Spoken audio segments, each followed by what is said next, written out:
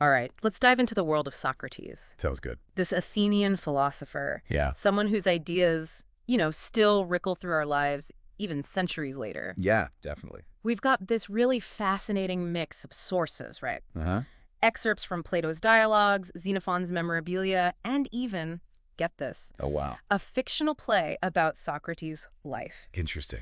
So our mission is to sift through all of this, try to separate fact from fiction, really grasp who Socrates was and, why he's considered this revolutionary figure. Yeah, it's fascinating, isn't it? When you start digging into all these sources, Yeah. you realize he wasn't just some ivory tower philosopher. Right. He lived this simple life. Oh, yeah. Walked barefoot through Athens, striking up conversations with anyone and everyone, Wow. never charging a drachma for his wisdom. Wait, hold on. He claimed to have no wisdom. Right? Isn't he considered one of the wisest figures in history? Yeah, How does that work? that's the paradox. Yeah. Okay. And that's really where I think his genius shines through. Okay. Socrates believed that true wisdom Yeah. starts with acknowledging that you don't know everything. Interesting. He challenged Athenians from, the most powerful Oh, wow. to the everyday person Right.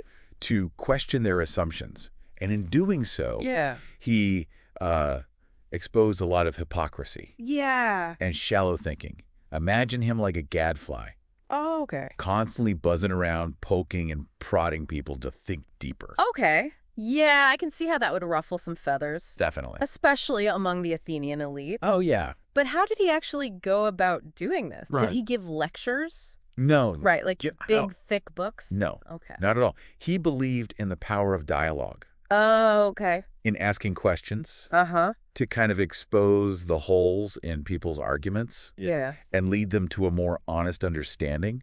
It's what we now call the Socratic method. Okay, so instead of lecturing people on what he thought, Right. he'd ask these questions to kind of guide them towards their own conclusions. Exactly. I kind of like that approach. It's less about shoving your own opinions down someone's throat, Yeah. Yeah. and more about helping them, think for themselves. Exactly. And this method could be incredibly effective. Really? Yeah. For example, Xenophon, Okay. one of Socrates' students, Uh-huh. describes this conversation between Socrates and Hippias. Okay.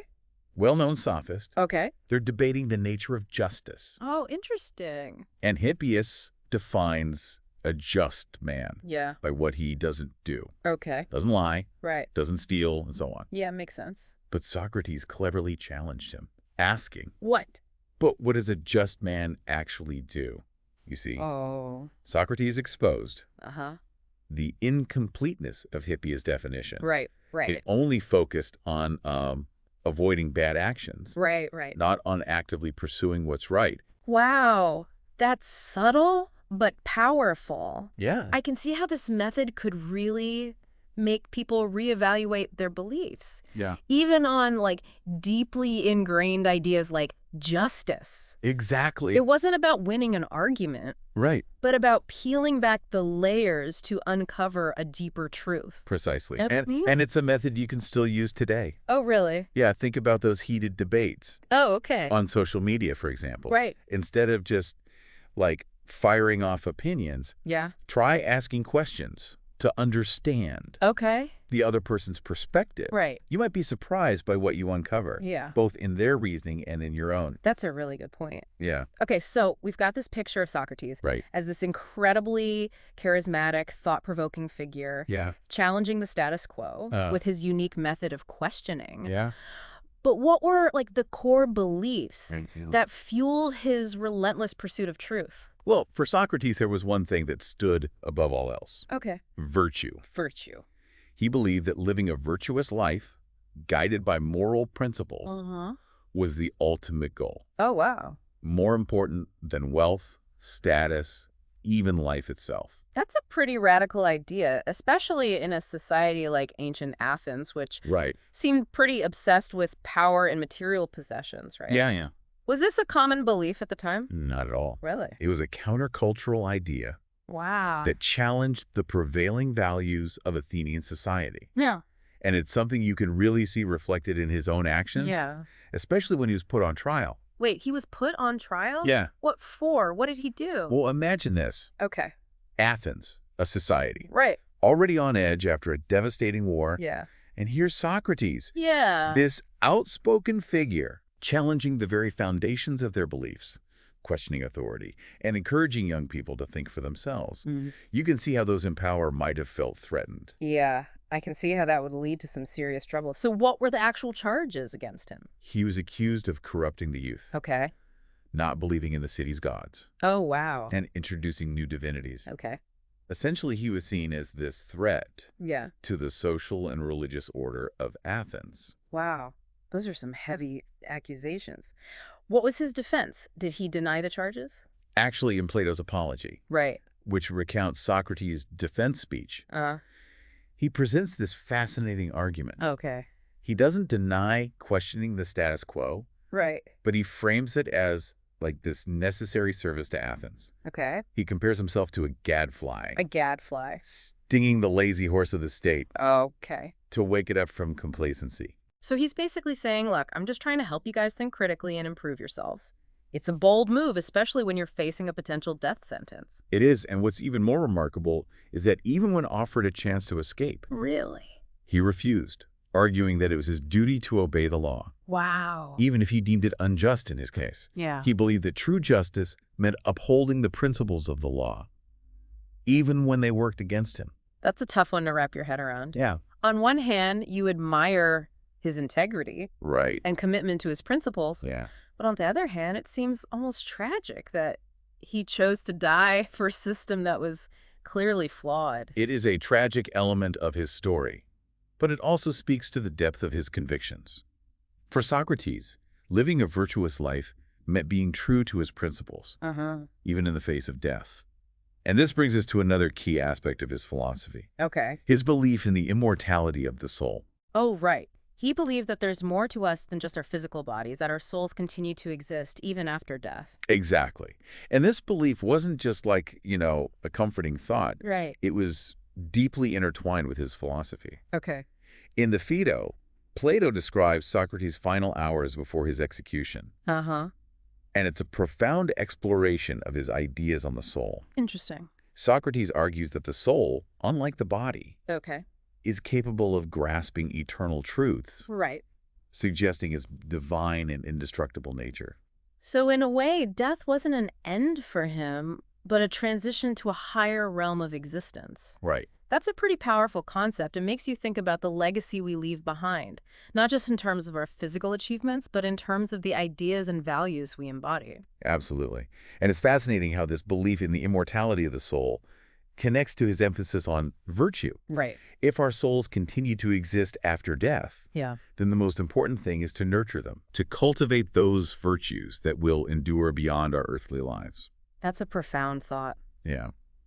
So we've got this picture of Socrates, a man who valued virtue above all else, who challenged societal norms, and who faced death with remarkable composure. But I'm curious, what did his relationships with his students look like? Were they like, formal classroom settings or something more informal? That's a great question, and it's something that's been debated by scholars for centuries. Oh, wow.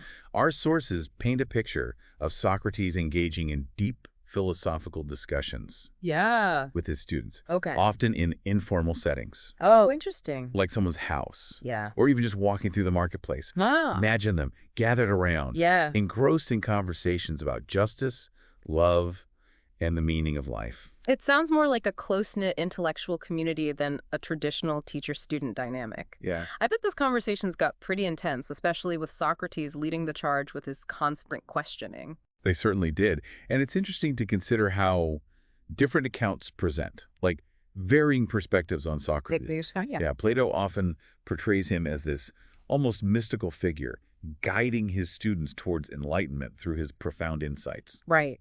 Plato's Socrates is always searching for those eternal truths. Yeah. Those big overarching concepts that explain the universe and our place in it. Exactly.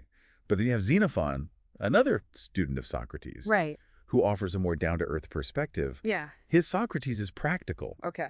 concerned with, everyday ethics Okay. and how to live a good life. Right. It's like getting two different glimpses into the same person, Interesting. each revealing different facets of his character and teachings. So it's like piecing together a puzzle.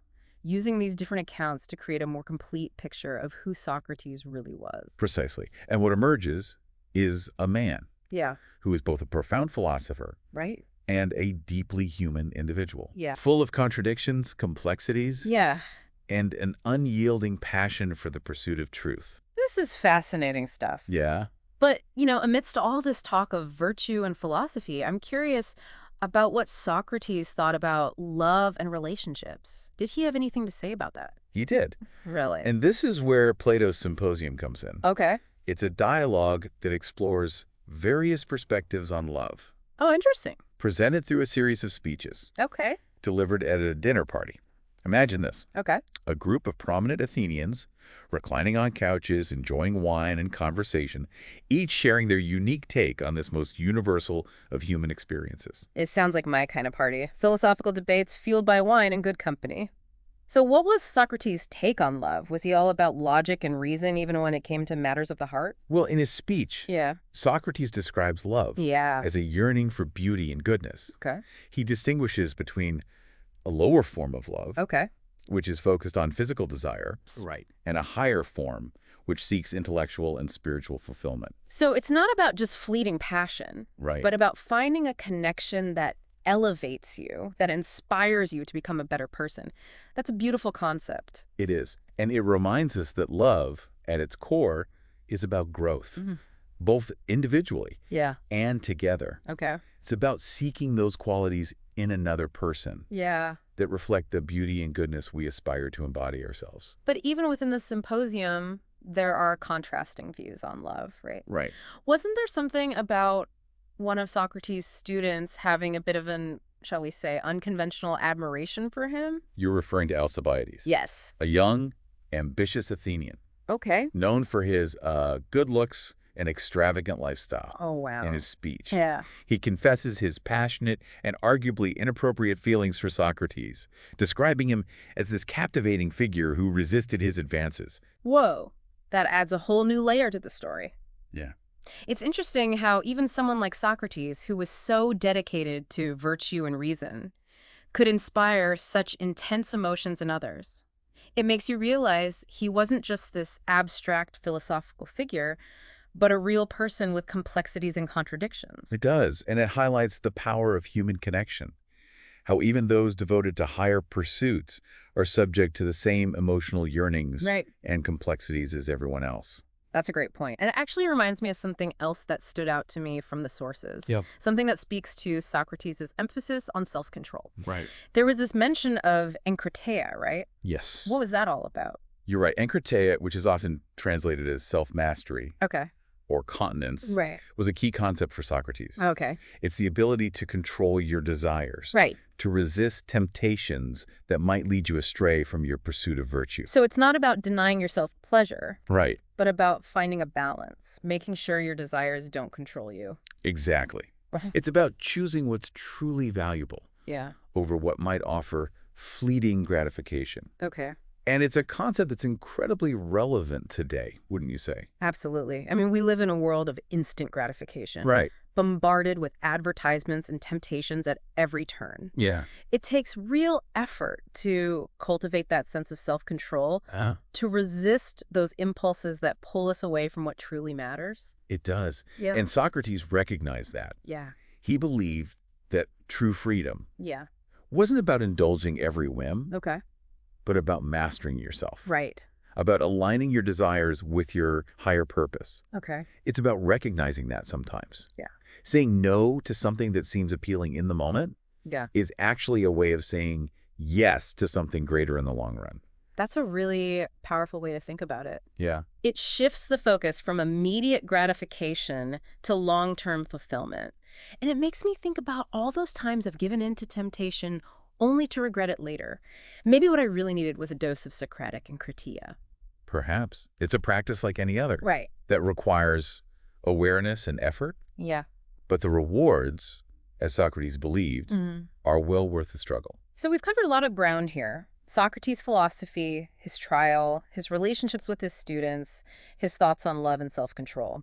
It's clear that he was a complex and multifaceted individual, someone who continues to challenge and inspire us centuries later. But I'm curious, from all these sources, what else jumps out at you as being particularly relevant to our lives today? What can we learn from Socrates that we can apply to our own experiences?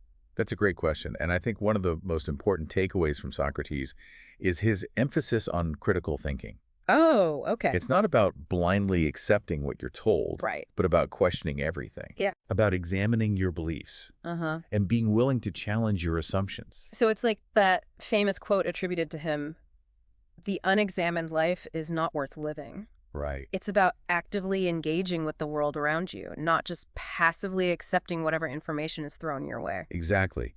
And this is especially crucial. Yeah. In our current age of information overload, Right. we're constantly bombarded with news, opinions, and facts from all directions. Yeah. It's more important than ever to be able to think critically, Right. to discern truth from falsehood, Yeah. and to form your own informed opinions. That's a really important point. Yeah. It's so easy to get swept up in the tide of information and opinions, especially on social media. Definitely. But taking a step back, Yeah. asking questions and really thinking things through is crucial. Right. It's about developing that inner compass, that ability to navigate the complexities of the world with a discerning mind. Precisely. And this is where the Socratic method comes in handy. It's not just about asking any question, Right. but about asking the right questions. Okay. Those that expose inconsistencies, Yeah. challenge assumptions, and lead to a deeper understanding. So instead of just like reacting to things emotionally Right. or blindly accepting what we see and hear, Yeah. we should try to approach things with a more inquisitive mindset. Right. It's about saying, okay, let's break this down. Yeah. What's the evidence? Right. What are the different perspectives? What assumptions am I making? Right. What are the potential consequences? Exactly. It's about engaging in that internal dialogue, Right. that process of critical thinking that Socrates championed. You've got it. And it's a practice. Yeah. It can be applied to any aspect of our lives. Oh, wow. From our personal relationships Yeah. to our political beliefs, from our career choices to our understanding of the world around us. It's about becoming active participants in our own lives, rather than passive recipients of whatever information or beliefs are presented to us. Right. And in a world that often feels chaotic and overwhelming, that sense of agency, that ability to think for ourselves, is incredibly empowering. Absolutely. And it's a legacy that Socrates, despite his tragic end, Yeah. left for us to embrace. Yeah. It's a call to awaken our minds, to cultivate our critical thinking skills, and to engage in the world with curiosity, courage, and a relentless pursuit of truth. It's amazing how relevant his ideas still are. Yeah. Considering he lived over 2,000 years ago, it's like his philosophy transcends time and place, It does. speaking to something fundamental about the human experience. It's true. And think about this. Socrates never wrote anything down himself. Oh, wow. All that we know about him Yeah. comes from the writings of his students, Right? particularly Plato. It makes you wonder how his ideas might have evolved or been interpreted differently if he had, documented them himself. Yeah. That's a great point. It's like we're getting this filtered version of Socrates seen through the lens of his followers. But even with that, his impact is undeniable. His ideas have echoed through the centuries, influencing countless philosophers, writers, artists, even political movements. Think about the Enlightenment, for example, Yeah. with its emphasis on reason and individual liberty. Socrates' ideas about questioning authority and pursuing truth Yeah. were foundational to that entire period of intellectual and social upheaval. So in a way, Socrates planted the seeds for a more critical and questioning approach to knowledge and power. It's like he gave us the tools to challenge dogma, Right. to demand evidence, Yeah. to think for ourselves. Exactly. And that's why his legacy endures. Yeah. He didn't just offer a set of answers. Right. He offered a way of thinking, Okay. a process of inquiry that continues to be relevant in every generation. It's about that constant striving for knowledge, that Right. willingness to admit you don't know everything, and to keep searching for a deeper understanding. Exactly. It's about embracing curiosity as a lifelong pursuit. And it's about recognizing that the pursuit of truth Yeah. is often uncomfortable. Okay. It requires us to, confront our biases, Right. to challenge our assumptions, and to be willing to change our minds when presented with new evidence. It's about being open to the possibility that we might be wrong, that there's always more to learn, and that the journey itself is just as important as the destination. Precisely. And I think that's one of the most valuable lessons we can take away from Socrates. Yeah. It's not about, arriving at some final definitive answer, Right. but about embracing the process of inquiry, the ongoing dialogue with ourselves and the world around us. So as we wrap up our deep dive into the life and philosophy of Socrates, Yeah. I want to leave you with this thought. Okay. Imagine yourself in ancient Athens, walking alongside Socrates, Right. engaging in a lively debate about justice, virtue, or the meaning of life. What questions would you ask him? What insights would you hope to gain? And more importantly, how would that conversation, that encounter with Socratic thought, shape your own understanding of the world Right. and your place in it? What values would you prioritize? Yeah. What principles would you live by? Socrates' legacy is not just about what he taught, Right? but about how he lived. Yeah. He challenged us to examine our lives, to pursue virtue, and to never stop questioning. That's right. So, as you go about your day, keep those questions alive. Keep the spirit of Socrates alive in your own pursuit of a meaningful and examined life.